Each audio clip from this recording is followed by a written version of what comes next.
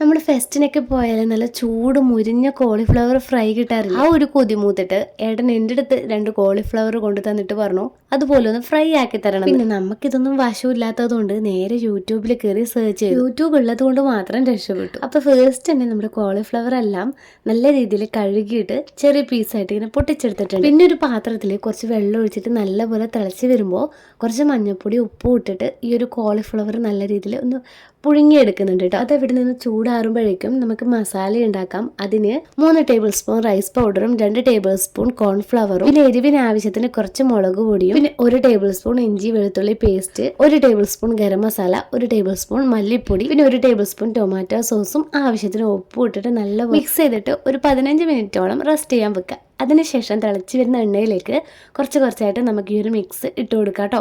എന്നിട്ട് കുറച്ച് കറിവേപ്പില ഇട്ടിട്ട് നല്ലപോലെ പൊരിച്ച സംഭവം അടിപൊളിയായിട്ടുണ്ട് കേട്ടോ.